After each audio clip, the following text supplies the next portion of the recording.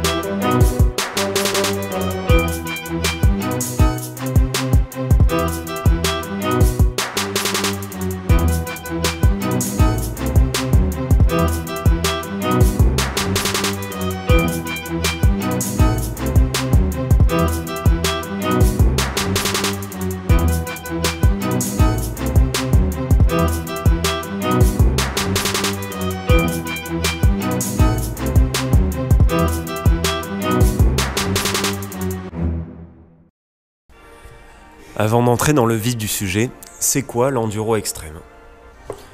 Donc on part sur une base d'une course d'enduro, mais avec certaines particularités, notamment au niveau du parcours, avec des montées impossibles, des descentes vertigineuses, des troncs, des pierriers, tout ce qui peut épuiser le pilote pour qu'il n'arrive pas à la fin, à part certains d'entre eux. D'après mes recherches, la première course d'enduro extrême qui a eu lieu dans le monde, elle s'est déroulée au Lesotho en 1970 et il s'agit de la Roof of Africa surnommée The Mother of Hard Enduro.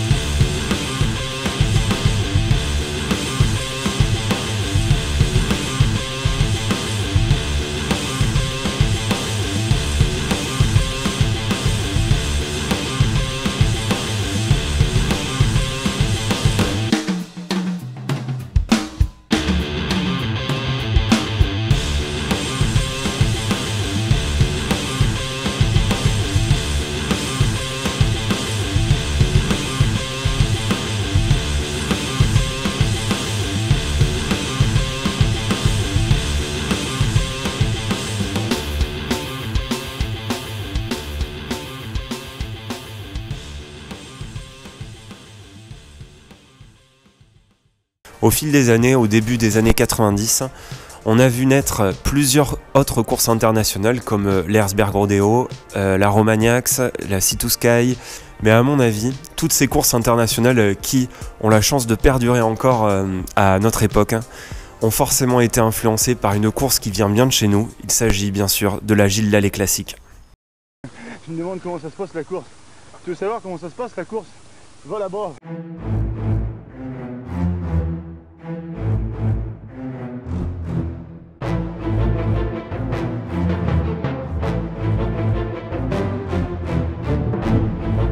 De son nom originel, la Deadline, Gilles Lallet, pilote d'enduro et pilote du Paris-Dakar, avait imaginé une course tellement difficile que seuls les vrais pilotes d'enduro, qu'il considérait vrais pilotes, pourraient atteindre le sommet de la célèbre côte du Corbeau Mort.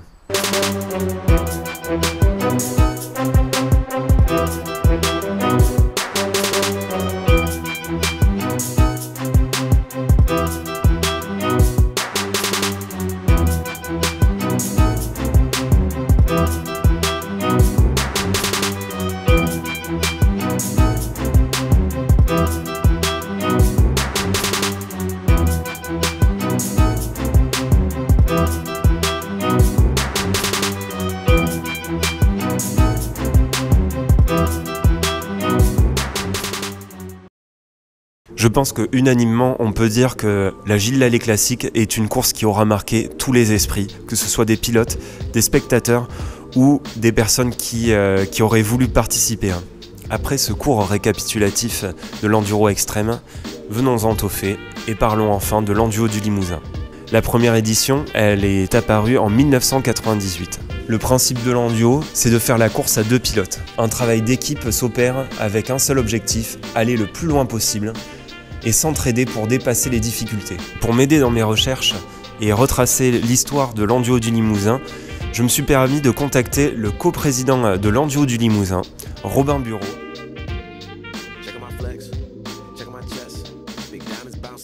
Ça s'est fait peu de temps après la fin de la Gilles Lallet. Ouais, au début il y avait quelque chose. Enfin, justement, c'est parti de là. Ils voulaient prendre un petit peu, vu que la Gilles Lallet s'est arrêtée, qu'ils avaient besoin de se reposer.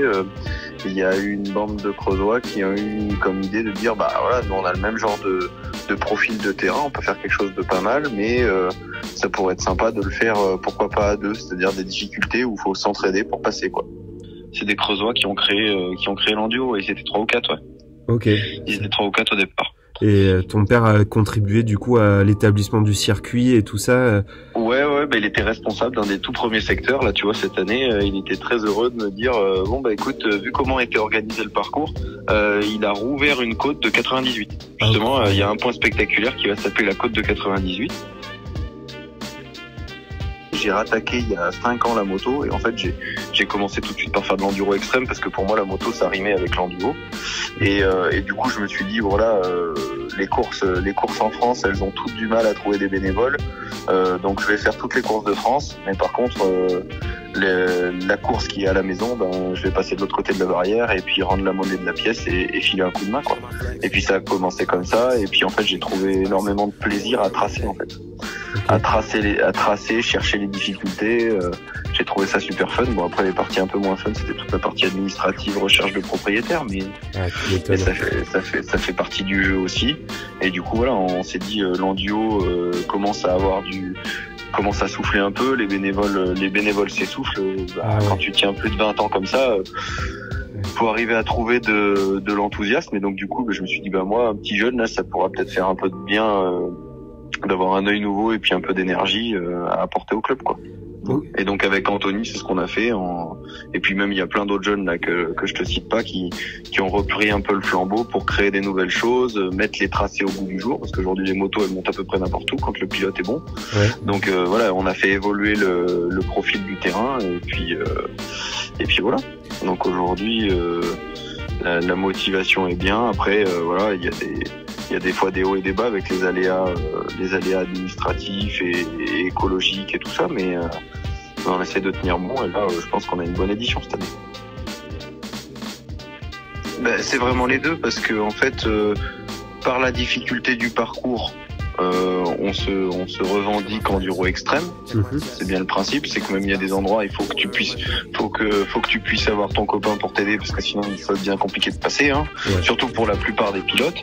Mais par contre, à la différence des autres courses extrêmes qu'on peut voir en France, t'as un petit peu cette notion d'y aller avec un copain aussi pour te marrer. Donc en fait, il y a de tout. C'est-à-dire que là, sur les 215 équipages, tu vas en avoir 30 ou 40 qui veulent faire une performance à proprement parler, et les autres, leur objectif c'est de passer un bon moment avec leurs copains et d'aller le plus loin possible, quoi. Tu retrouves un petit peu les deux ambiances. Nous on essaye de, tu vois, quand on trace et quand on organise la course, on essaye de penser à la fois pour le super pilote qui veut faire une performance, mais aussi et surtout pour ceux qui font vivre la course, c'est-à-dire on appelle ça les pimpins dans le milieu, les gars qui viennent pour passer un bon moment avec leurs potes. Et donc du coup, si on veut que tout le monde s'y retrouve, ça passe par faire une trace qui va être évolutive. C'est-à-dire que l'idée c'est que on puisse étaler tout le paquet. Donc ça passe par le prologue et la spéciale du samedi matin, pour essayer déjà d'étalonner, pour bien envoyer les pilotes dans leur ordre de niveau, entre guillemets. Et ensuite, au moment du vrai départ de la course le samedi midi, l'idée c'est d'avoir une progressivité dans le parcours pour que tout de suite les tops puissent franchir et aller très loin très vite. Et par contre, que tous ceux qui ont plus de difficultés à franchir soient mis dans des conditions où ils peuvent quand même rouler, se faire plaisir, avant que ça devienne vraiment trop dur pour eux. Ouais. C'est-à-dire que là, par exemple, cette année, les 25, 30 premiers kilomètres, ça dépend toujours de la météo, hein, mais Normalement, il n'y a rien d'infranchissable. Tu as quelques points spectaculaires qui sont quand même durs, mais par contre, c'est vraiment fait pour étaler la course. Et ensuite, à partir du kilomètre 30 ou 40, là, ça rigole plus du tout et ça devient dur. Même pour les tops, ça commence à les user un peu, quoi. D'accord. Voilà. C'est toujours ça l'idée. Et après, là, tu as à peu près, cette année, je crois qu'il y a environ 110 kilomètres. Okay. Voilà. En gros, les 20 derniers, il n'y a pas beaucoup de mecs en France qui sont capables de passer proprement. Et puis, mais voilà, ça, il y a très peu de pilotes qui le voient. Donc en fait, tout le monde fait sa course et va le plus loin possible, quoi. Les spectateurs, nous, on a des jeunes, ouais. on a des jeunes et des moins jeunes qui se retrouvent tous les ans, qui sont pas forcément motards, mais qui vont sur place pour tirer des motos. C'est-à-dire qu'en fait, moi, j'en discute avec des jeunes. Il y a des jeunes, toute l'année, ils demandent l'enduo, comment ça se passe cette année? Il y a des endroits où il faut y aller, où est-ce qu'il va falloir aller tirer les motos, etc. Parce que c'est institutionnalisé là-bas, où en fait, ils sont trop contents d'aller voir des motos et d'aller tirer des gars qu'ils connaissent même pas, quoi.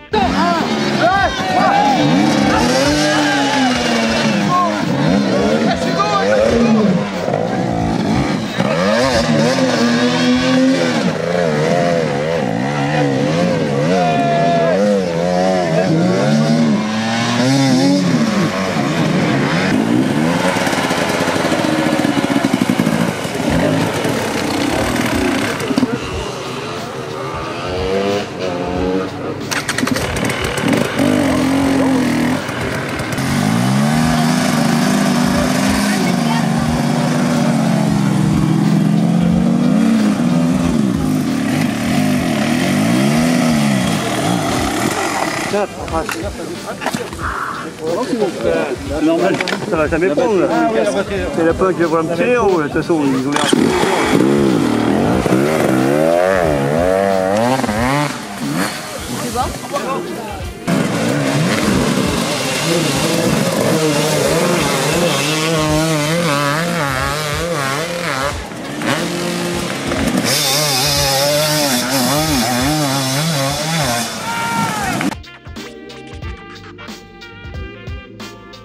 Alors l'enduro extrême en France, au niveau de l'extrême challenge, je trouve que les courses ont chacune leur spécificité. Elles sont toutes basées sur l'endurance. Si tu regardes par rapport aux autres courses extrêmes qui font partie du mondial, par exemple, des fois il y a des formats sprint, il y a des formats qui sont différents sur plusieurs jours, etc. Nous on est plutôt sur des petits week-ends où on va faire des grandes épreuves de plusieurs heures. Enfin, nous, on est sur 7-8 heures. Du coup, ça permet d'avoir des parcours qui sont vraiment durs et exigeants physiquement. Donc ça, je trouve que c'est vraiment sympa. L'enduo l'est particulièrement parce qu'elle est très longue. Après, si tu compares aux autres courses, nous, on a un format qui va quand même être plus rapide, plus roulant. Parce que c'est le format, enfin, c'est le secteur où on vit qui fait ça, quoi. D'accord. Le lieu où se trouve la course, nous on a moins de cailloux que l'endurette par exemple ou la mordante. Donc tu vas avoir l'endurette qui est spécifique, gros pierrier, grande côte qui tourne dans tous les sens. Tu vas avoir l'enduo qui va être plutôt des grandes côtes dans la terre au droit, où il faut rouler, faut prendre l'élan à fond et monter jusqu'en haut sinon tu montes pas. Et puis tu vas avoir un profil intermédiaire comme la mordante où tu vas avoir des cailloux mais en même temps des côtes avec un format peut-être un peu plus gras, un peu plus glissant, très très physique. Donc voilà, chaque course a ses spécificités. Aujourd'hui par contre le constat c'est que sur l'enduro extrême français, c'est de plus en plus compliqué d'organiser des courses parce que c'est de plus en plus difficile d'obtenir les autorisations des propriétaires, etc. Okay. Voilà, mais globalement les courses qu'on a en France, elles sont quand même vachement belles, quoi. Elles sont vachement belles. C'est des gars passionnés qui les organisent et vraiment qui sont là. Après, t'en as d'autres. T'as Priva, t'as eu Roche-Paul cette année, t'as eu la Lestrem qui est la plus connue de France, on va dire la plus grosse. Mais elles ont chacune leur spécificité, ouais.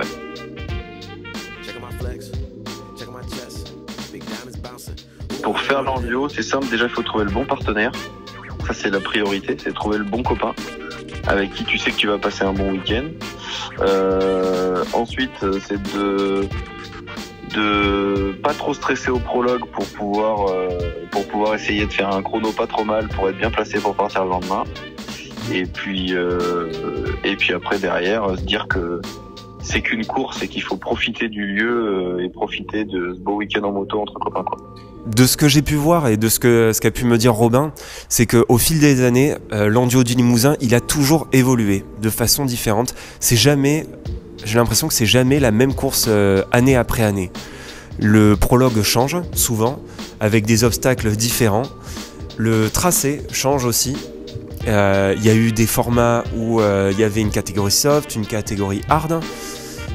Ensuite, il y a eu quelques éditions, je crois que c'est en 2018 et 2019, où c'est 2018 et 2019, oui, où il y a eu une catégorie solo, où d'ailleurs, en 2018, c'était donc pour les 20 ans de l'Enduo du Limousin, il y avait quand même Mario Roman qui était présent, et en 2019, c'est une année aussi très spéciale puisqu'il n'y a eu qu'un seul finisher.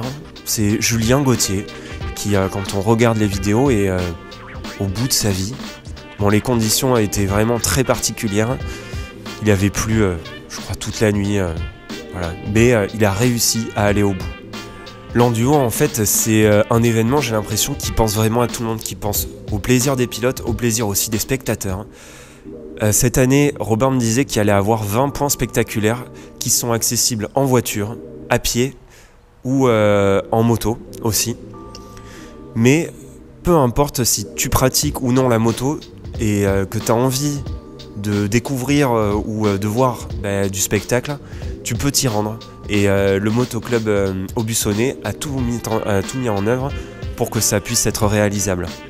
C'est pour ça qu'on peut dire que l'Enduo du Limousin, c'est un rendez-vous incontournable du calendrier de l'enduro extrême. Ça y est, on arrive à la fin de cette vidéo, merci de l'avoir regardé jusqu'au bout. Si vous participez à l'Enduo 2025, n'hésitez pas à me le dire en commentaire et à me dire quel est le nom de votre équipe. Moi, avec mon pote Morgan, on va participer pour notre première extrême.